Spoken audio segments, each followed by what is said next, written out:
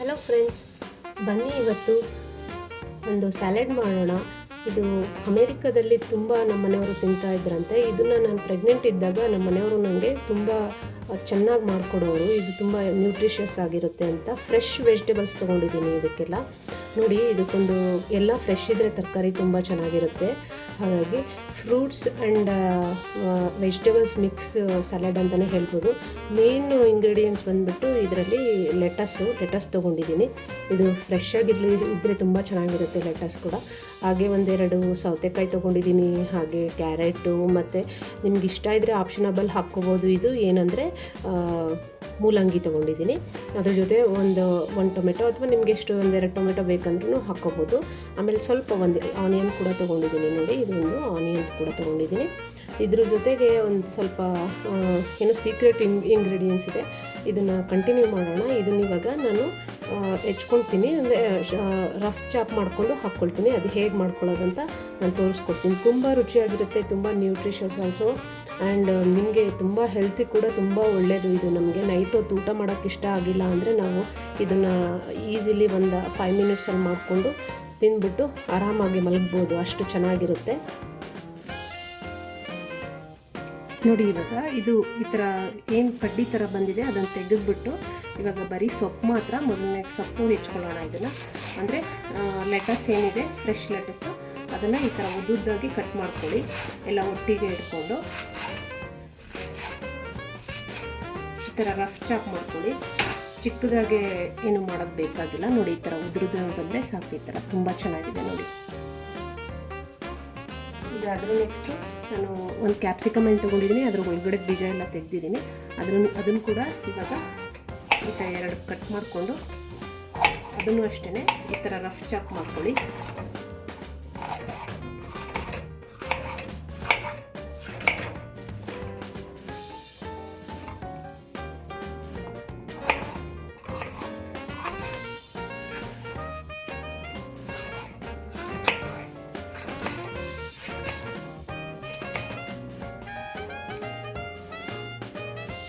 ತುಂಬ ಒಳ್ಳೆಯದಿದು ಆರೋಗ್ಯಕ್ಕೆ. ಹಾಗೆ ಈಗ ಏನು 2 ಸೌತೆಕಾಯಿ ತೊಗೊಂಡಿದ್ದೀನಿ. ಈ ಸೌತೆಕಾಯಿ ಕೂಡ ನಾನು ಅದಕ್ಕೆ ಹೆಚ್ಕೊತಾ ಇದ್ದೀನಿ.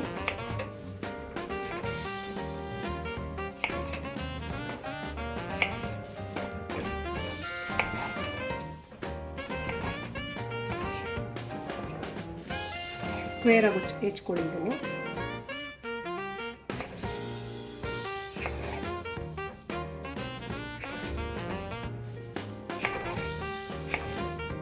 ಇಡಿಯಾಗಿ ಬಾಯಿಗೆ ಸಿಗಬೇಕು, ಆ ಥರ ಹೆಚ್ಕೊಳ್ಳಿ.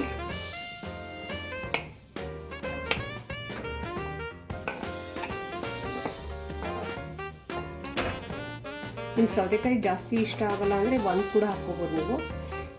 ನಾನಿಲ್ಲಿ 2 ಹಾಕ್ಕೋತಾ ಇದ್ದೀನಿ, ತುಂಬ ಒಳ್ಳೆಯದು ಅಂತ ಹೇಳ್ಬಿಟ್ಟು. ಈ ಥರ ರಫ್ ಚಾಪ್ ಮಾಡ್ಕೊಳ್ಳಿ.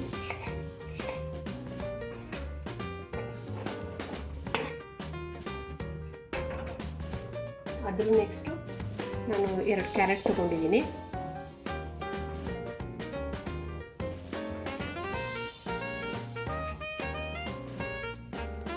ಕ್ಯಾರೆಟ್ ಕೂಡ ಹೀಗೆ ಹೆಚ್ಕೊಳ್ಳಿ.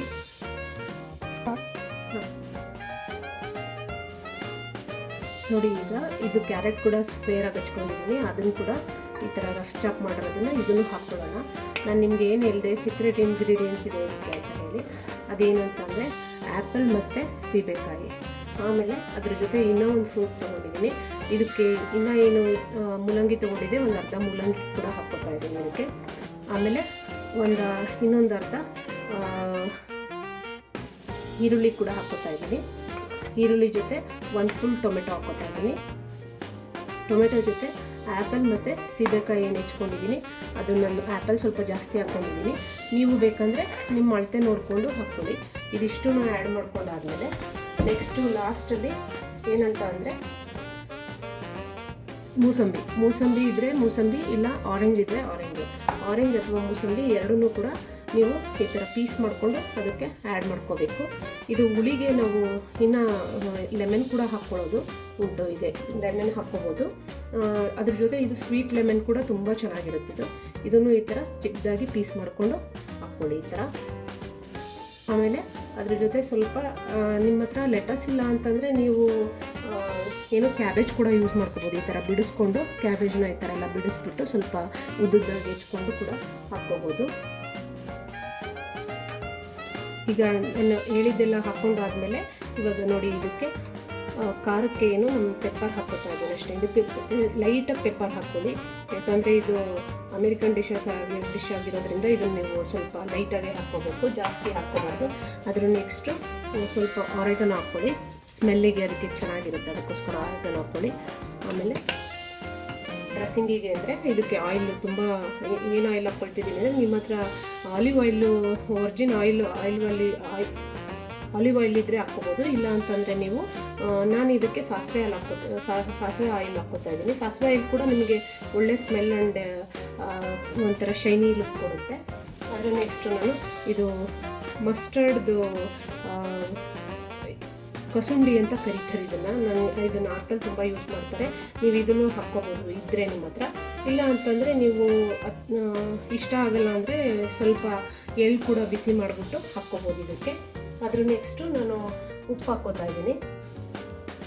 ನಾನು ಪಿಂಕ್ ಸಾಲ್ಟ್ ಯೂಸ್ ಮಾಡ್ತಾ ಇದ್ದೀನಿ ನೋಡಿ. ಅದಕ್ಕೆ ತಕ್ಕನಷ್ಟು ಅದಕ್ಕೆ ಎಷ್ಟು ಬೇಕಾಗುತ್ತೆ ಅಷ್ಟು ಉಪ್ಪು ಹಾಕ್ಕೊಳ್ಳಿ. ಅದ್ರ ನೆಕ್ಸ್ಟು ಇದು ಏನು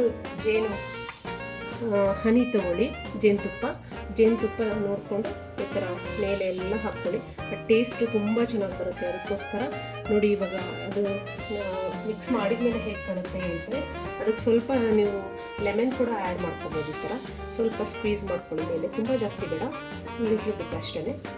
ಟೇಸ್ಟಿಗೆ ಹಾಕ್ಕೊಳ್ಳಿ, ಯಾಕಂದರೆ ಆಲ್ರೆಡಿ ನಾವು ಮೂಸಂಬಿ ಎಲ್ಲ ಹಾಕಿರ್ತೀವಲ್ಲ, ಹಾಗಾಗಿ ತುಂಬ ಚೆನ್ನಾಗಿರುತ್ತೆ. ಈಗೇನು ಮಾಡಿ ಅಂದರೆ ನೆಕ್ಸ್ಟು ಇದನ್ನೆಲ್ಲ ಚೆನ್ನಾಗಿ ಕೆಳಗಿಂದ ಮೇಲೆ ತನಕ ನೀಟಾಗಿ ಮಿಕ್ಸ್ ಮಾಡ್ಕೊಳ್ಳಿ.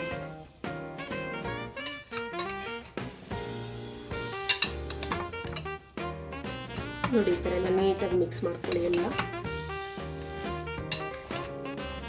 ಎಷ್ಟು ರುಚಿಯಾಗಿರುತ್ತೆ, ಎಷ್ಟು ಕಲರ್ಫುಲ್ ಆಗಿರುತ್ತೆ ಅಂತಂದರೆ ಮಕ್ಕಳು ಕೂಡ ತುಂಬ ಇಷ್ಟಪಟ್ಟು ತಿಂತಾರೆ. ಇದನ್ನು ಒಮ್ಮೆ ಮಾಡಿ ನೋಡಿ, ಹೆಲ್ತಿಗೆ ತುಂಬ ಒಳ್ಳೆಯದು. ಅದಕ್ಕೋಸ್ಕರ ನಾನು ನಮ್ಮ ಮನೇಲಿ ತುಂಬ ರೆಗ್ಯುಲರಾಗಿ ಮಾಡ್ತಾಯಿರ್ತೀವಿ, ಇದನ್ನು ಮಾಡ್ಕೊಂಡು ತಿಂತಾಯಿರ್ತೀವಿ.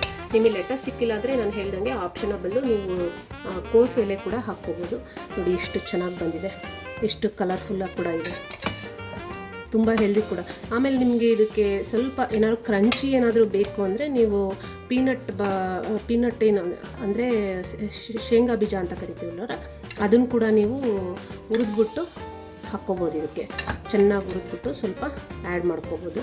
ಅಥವಾ ಸೆಸಮಿ ಸೀಡ್ಸು ಏನು ಎಳ್ಳು ಅಂತ ಹೇಳಿದೆ ಅಲ್ವರ, ಅದನ್ನು ಹಾಕ್ಕೊಳ್ಳಿ. ಸೊ ಟೋಟಲಿ ಇವಾಗ ಏನು ನಮ್ಮದು American fruit and vegetable salad ready ಆಗಿದೆ. ತುಂಬ ರುಚಿಯಾಗಿರುತ್ತೆ. ಒಮ್ಮೆ ಮಾಡಿ ನೋಡಿ. ನಿಮಗೆ ಇಷ್ಟ ಆದರೆ ಪ್ಲೀಸ್ ಕಾಮೆಂಟ್ ಮಾಡಿ, ಹಾಗೆ ಶೇರ್ ಮಾಡಿ. ಹಾಗೆ ನಿಮಗೆ ನನ್ನ ಚಾನಲ್ ಇಷ್ಟ ಆಗಿ ನನ್ನ ರೆಸಿಪೀಸ್ ಇಷ್ಟ ಆದರೆ ಸಬ್ಸ್ಕ್ರೈಬ್ ಮಾಡಿ ಪ್ಲೀಸ್. Thank you.